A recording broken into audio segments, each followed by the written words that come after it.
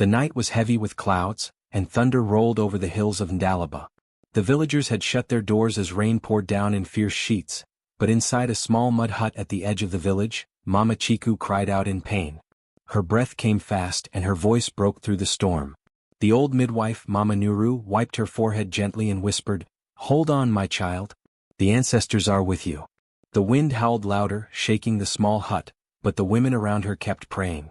The smell of burning herbs filled the air as the candles flickered. Suddenly, the cry of a newborn broke through the sound of the storm. Then another. 2 cries, soft but strong.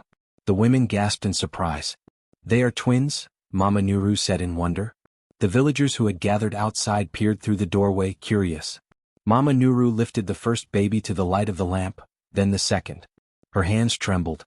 The babies had long, curly dreadlocks that glowed faintly under the light, as if touched by the sun itself. Whispers filled the room. "Look at their hair," said one of the women. "No baby is born like that." Another one crossed herself in fear. "Maybe it is a sign," she whispered. "Maybe the spirits have spoken." Mama Chiku was tired but smiled weakly. She reached for her sons and held them close. "They are beautiful," she whispered. The babies were calm, unlike most newborns. Their little fingers curled around her hands, and their eyes opened as if they could already see the world. The eldest elder, Baba Moyo, stepped forward and looked at the twins carefully. His voice was low and serious. "These are not ordinary children," he said. "Such signs come once in a lifetime. The ancestors have touched them." The midwife nodded slowly. "They are special, but we must protect them," she said. "Some people will fear what they do not understand." Mama Chiku nodded. She wrapped the babies in soft cloth and whispered their names, one by one. "You shall be Amani, peace. And you, my little one, will be Baraka, blessing." She kissed their foreheads and smiled. "You came in the storm, but you will bring calm." Outside, thunder rumbled again. The villagers whispered among themselves, half in fear and half in awe. "The gods have given strange children," one man said. "If they bring good, we shall see. If not—" He did not finish his sentence, but everyone knew what he meant. Inside the hut, the fire burned low and the rain softened. Mama Chiku held her sons and sang a soft lullaby, the same song her mother had sung to her. The babies listened quietly, their eyes closing slowly. As the song filled the room, the storm outside began to calm. The thunder faded and the rain turned gentle like a whisper. The villagers noticed the sudden peace. "The storm has stopped," one woman said, looking at the sky. It ended the moment the twins cried. That night, the story of the mysterious twins spread through Ndalaba. Some said they were chosen by the ancestors to bring healing. Others whispered that they would bring change, and change always came with danger. But no one could deny the strange power of that moment. As the first light of morning touched the hills, the air felt new. The grass sparkled with rain, and the river that had been dry for weeks began to flow again. Mama Chiku stepped outside, holding her babies in her arms. The villagers watched in silence. Baba Moyo raised his staff and said, "The storm came with fear, but it left us with life. These children are a message." Mama Chiku looked at her sons and smiled. "They are my peace and my blessing," she said softly. "Let no one fear them. The world sends storms only to remind us that the sun will shine again." The people bowed their heads in respect. Some smiled, others still whispered in doubt, but deep down, everyone felt that the birth of these twins marked the beginning of something greater than they understood. As the days passed, the story of Amani and Baraka spread beyond Ndalaba. Travelers from nearby villages came to see the twins with the shining dreadlocks. Some brought gifts, others brought questions. Mama Chiku always welcomed them kindly but never allowed anyone to treat her sons as spirits. "They are children," she would say gently. "Children of this earth like all others. Their light will grow, but it will come with love, not fear." When night returned and the crickets sang, Mama Chiku would sit by the fire, holding one twin in each arm. The glow of the flames reflected in their eyes, and their tiny dreadlocks shimmered softly, as if holding the last rays of the sun. And though she didn't know what their future held, she felt no fear. She knew that every storm carried a purpose, and that her sons, born in thunder, were meant to bring peace after rain. The sun rose over Ndalaba, spreading golden light over the mud huts and tall trees. Years had passed since the stormy night when Amani and Baraka were born. The twins were no longer tiny babies. They had grown into lively children, full of energy and curiosity. Amani had a soft voice and loved to sing. Every morning, he would sit near the river and hum gentle songs that made the birds gather and the leaves sway. Baraka, on the other hand, loved to climb trees. He would race up the tall baobabs and acacia trees, laughing as the wind tickled his long dreadlocks. The villagers began noticing strange things. One afternoon, Amani laughed while playing near the riverbank and soft rain began to fall, just enough to water the crops. The villagers murmured in awe. "It is the boy's laughter," one woman whispered. "See how the sky listens to him?" Another time, Baraka cried after scraping his knee while climbing a tree, and the wind blew hard through the village, rustling leaves and swaying huts. Some people shivered and crossed themselves. Soon, the villagers started coming to Mama Chiku's hut, bringing small offerings of food and fruits. They asked her to let the twins bless their fields or calm the winds. "Please," a farmer would say, "ask the boys to help the rain come for our corn." Mama Chiku welcomed everyone politely. She was proud of her sons but cautious, for she knew that admiration could quickly turn into fear. Some villagers whispered rumors. "The children are spirits," said one old woman, shaking her head. "Or perhaps the ancestors sent them for a reason we do not know." Others felt awe but also unease. Even as children, Amani and Baraka carried a presence that people could not explain. The twins themselves never tried to scare anyone. They played, laughed, and helped each other. Yet, the villagers could not ignore the strange events that followed their moods and emotions. Chief Mando, the leader of the village, grew uneasy. He had always been a practical man, careful and watchful. When the reports reached him, he decided to visit Mama Chiku. He came to her small hut, his face serious and worried.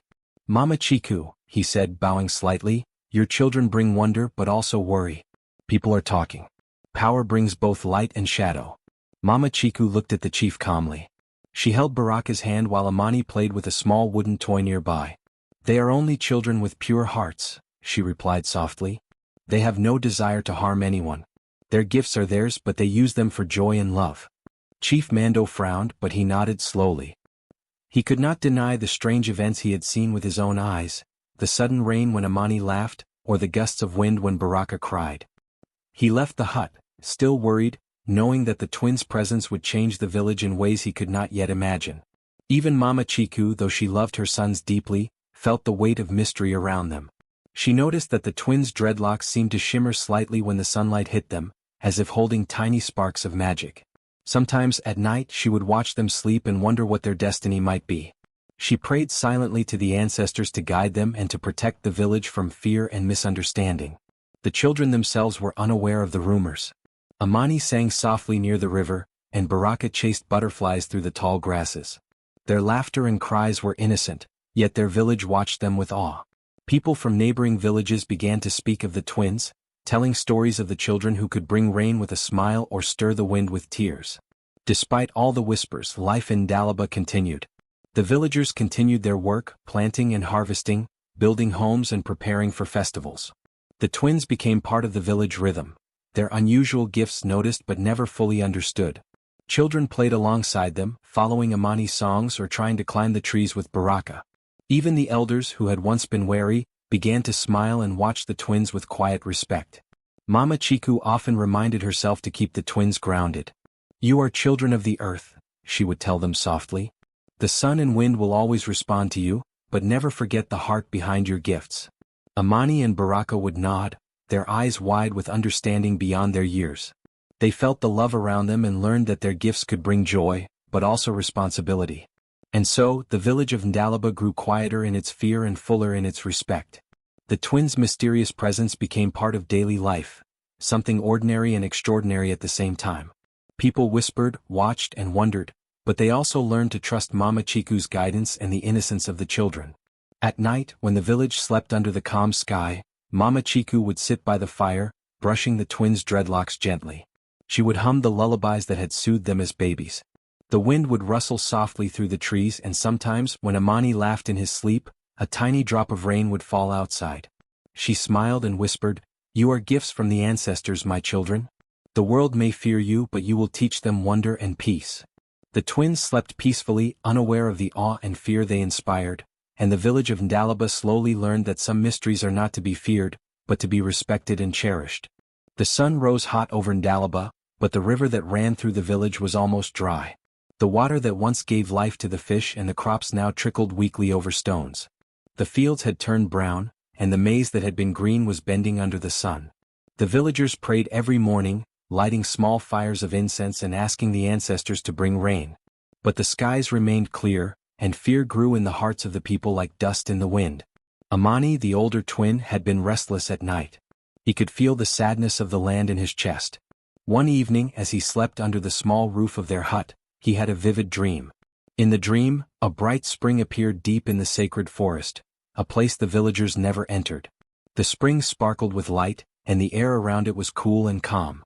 A gentle, soft voice spoke to him. "Come, child of light. The answer flows where silence lives." Amani woke up before dawn, the words of the voice still in his mind. He ran to wake his brother Baraka and their mother, Mama Chiku, who was already sitting by the small fire, preparing the morning meal. He told them about his dream, the spring, and the voice that had spoken to him. Mama Chiku frowned and hesitated. The sacred forest was deep and dangerous. Few villagers had ever dared to go there, and even fewer returned to tell the tale. But when she looked into the eyes of her sons, she saw the certainty there, a light that could not be ignored. Her heart swelled with both fear and pride. "We must go," she said finally, her voice firm but gentle. "If the dream is a sign, we cannot ignore it. But we must be careful." With the first light of morning, the three of them set out toward the forest. The village watched silently, some whispering prayers, others fearful of what the children might face. The path to the sacred forest was narrow, lined with tall grasses that brushed their legs. The air grew cooler as they approached, and a gentle breeze carried the scent of earth and leaves. When they reached the edge of the forest, Mama Chiku paused. The trees towered above them, their branches forming a canopy that dimmed the sunlight. The leaves rustled softly as if whispering secrets to each other. Amani took a deep breath and stepped forward. Baraka followed immediately, not letting his brother go alone. Mama Chiku held their hands tightly as she stepped behind them. The deeper they went, the quieter it became. Birds that normally sang in the morning were silent. Only the sound of their footsteps and the occasional rustle of leaves broke the calm. A cool, gentle wind blew, brushing their faces, and for a moment, Mama Chiku felt the fear in her heart fade. The forest seemed to welcome them. Amani noticed that his dreadlocks shimmered faintly in the filtered sunlight. Baraka's hair moved as if it had a life of its own, brushing against leaves and branches. The twins felt a strange warmth in their chests, a sense that they were walking the path meant for them. Finally they reached a small clearing. Sunlight spilled onto a patch of grass, and in the center, a spring bubbled with clear, sparkling water. It was exactly like Amani had seen in his dream, calm, bright, and alive. Mama Chiku knelt and whispered a prayer of thanks. Amani stepped closer to the water. He could hear the gentle voice again in his mind, guiding him. "Here lies the answer," it said. He looked at his brother, and they nodded to each other. They had come this far, and now the path would show them what to do next. As they stood together, the wind grew even calmer, and the sun's rays danced over the water. It was a moment of peace, and yet, Mama Chiku could feel that this was only the beginning. Something powerful waited in this place, and her sons were ready to discover it. The twins bent slightly, letting the tips of their dreadlocks brush the water. It felt cool, almost alive, against their skin. The forest around them seemed to sigh with relief, and the whispering leaves rustled like applause. Mama Chiku watched her sons with wonder and pride, realizing that they had been chosen for a task that no one else could complete. For the first time in weeks, the villagers' prayers felt answered. The air outside the forest seemed fresher, the wind softer. Though the rain had not yet fallen, hope began to rise. The children's courage had brought them to a place beyond fear, and the forest itself seemed to recognize their purity and bravery. The day passed slowly as they explored the edges of the clearing. Every movement felt meaningful, every leaf, every shadow, every sound seemed part of a larger plan. Mama Chiku felt both fear and excitement. The twins were no longer ordinary children. They carried a presence that touched the earth itself. As night fell and the first stars appeared, the three of them camped near the spring. The water sparkled under the moonlight, and a gentle mist rose from its surface. Mama Chiku wrapped the twins in soft blankets and whispered, "The ancestors have guided you here. Sleep well, my children. Tomorrow you will learn the secret you were meant to know." The twins closed their eyes, their small bodies calm. Even in sleep, their dreadlocks glimmered faintly in the moonlight, as if carrying the promise of the forest within them. Mama Chiku watched over them, feeling both love and awe. She knew that the sacred forest had chosen her children, and that their journey had only just begun. Outside, the trees whispered and the wind hummed softly. Somewhere deep in the forest, life seemed to stir in response to the presence of the twins. The village beyond slept, unaware that hope had begun to return to their land, carried quietly by two boys with long shining dreadlocks and hearts full of courage. The forest was quiet, except for the gentle ripple of a hidden spring. Amani and Baraka walked carefully along the mossy path, their dreadlocks brushing leaves and branches. Sunlight filtered through the tall trees, casting moving patterns on the ground. Ahead, they saw a figure sitting beside the spring, an old woman with white hair that shone like moonlight. Her eyes were calm and her smile warm. "I have waited for you," she said softly, her voice like the whisper of wind through the trees. "I am Nabari, the guardian of waters." The twins stopped, their hearts beating fast. They had heard stories of guardians and spirits, but seeing one in real life made the hairs on their arms stand. Nabari looked at them with gentle eyes. "You are the children the ancestors spoke of," she said. "Your dreadlocks carry the spirit of earth and sky. It is time you understand your purpose." Mama Chiku stepped back, watching quietly, her hands clasped over her chest.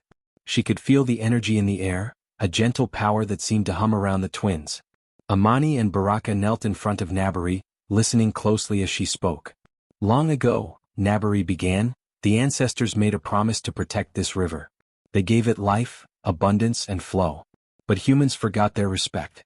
The river grew tired and went to sleep. Only children of balance, born with the spirit of earth and sky, can awaken it again."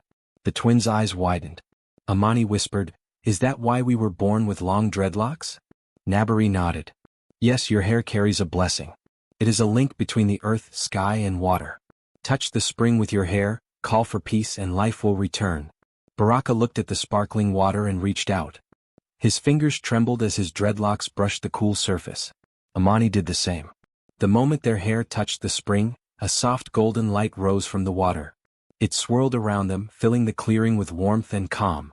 The ground beneath them trembled lightly, and a deep rumble echoed through the forest. Clouds began to gather overhead, thick and dark as if summoned from nowhere. The wind picked up, blowing gently at first, then stronger, rustling the leaves and moving the branches above. The twins closed their eyes and whispered, "Bring life. Bring peace." Slowly, water began flowing again. First a trickle, then a stream, until the river sang through its dry bed. The plants near the spring lifted their leaves, the earth drank deeply, and the forest seemed to breathe. Rain began to fall, soft and steady, soaking the ground and filling the air with the fresh smell of life. Mama Chiku gasped in awe, tears streaming down her face. She looked at her sons, who knelt calmly beside the spring, their small hands resting on the water, their eyes closed. They had done something extraordinary, something that only children of pure hearts could do. Nabari smiled at them, her eyes shining. "You have awakened what was lost," she said. "The river will flow, the crops will grow, and the land will sing again. You are children of balance, and your hearts have restored harmony." The twins looked up at her, awe in their young eyes. "We only wanted to help," Amani said softly. "You have done more than help," Nabari replied. "You have reminded the world of the promise made by the ancestors. The river, the forest, and the sky are alive because of your courage and kindness." Mama Chiku stepped closer and hugged her sons tightly. "My children," she whispered, "you are gifts to this village and to the land." The guardian nodded. "Remember this, power is not in strength alone. It is in balance, respect, and love. Whenever the world grows dry or weary, your hearts will guide it back to life." The light around the twins slowly faded, leaving a calm, golden glow in the clearing. The rain continued, gentle and nourishing, falling on the trees, river, and fields beyond. The twins stood together, feeling the warmth of the forest and the peace in their hearts. Nabari turned to Mama Chiku. "Take them home now. Their village waits and their story must be told." She smiled, then disappeared among the trees as quietly as she had appeared. Amani and Baraka held hands as they walked back through the forest, their dreadlocks still shimmering faintly in the rain. The twins felt different, stronger, wiser, and filled with the knowledge that they were connected to the earth, the sky, and the water in a way no one else could understand. When they emerged from the forest, the villagers stared in amazement. Water flowed in the river, crops looked green and full of life, and the air carried the sweet smell of rain. The people cheered, crying and laughing together. Mama Chiku smiled, her heart full of pride, knowing that her sons had not only saved the village but had also awakened something magical and timeless. The twins looked at each other and smiled. They had discovered the secret of their dreadlocks, the power of their hearts, and the gift of balance they had carried since birth. From that day forward, they became the guardians of Ndalaba in their own way, reminding everyone that courage, kindness, and harmony could restore life even in the driest times. When Amani and Baraka returned to Ndalaba, the sky opened with rain. Droplets fell on the dry land, soaking the brown fields, filling the river, and bringing life back to every corner of the village. The villagers ran outside, laughing and dancing, lifting their faces to the sky, and praising the twins for what they had done. The air smelled of wet earth and fresh grass, and the sound of flowing water filled everyone with joy. Chief Mando gathered the villagers in the central square. His face was serious but full of respect. "We doubted what we did not understand," he said, his voice carrying across the crowd. "But these children have brought back life to our land." He turned to Mama Chiku and bowed slightly. "You are the mother of harmony, raising children who remind us that the heart is stronger than fear." Mama Chiku smiled softly, her eyes glistening with tears. She held her son's hands and nodded. She had always known they were special, but seeing the village alive again made her heart swell with pride and love. From that day the twins were no longer feared by the villagers.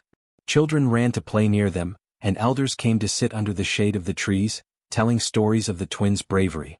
The villagers built a small shrine beside the river, not for asking miracles, but to honor the peace the twins had brought. People came to leave flowers, food, and small offerings, saying prayers of gratitude for the harmony restored in Ndalaba. Amani and Baraka grew with the knowledge that their lives were tied to the land and the people around them. As they became older, they began traveling to nearby villages, sharing lessons of kindness, respect, and unity. Wherever they went, they reminded people that fear and doubt often hide the truth, and that courage and a pure heart could change the world. The twins' dreadlocks remained long and shining, but now the villagers understood their meaning.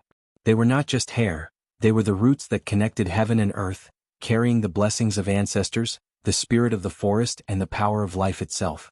Mothers told their children the story of Amani and Baraka, teaching them that true power lies in kindness, courage, and harmony.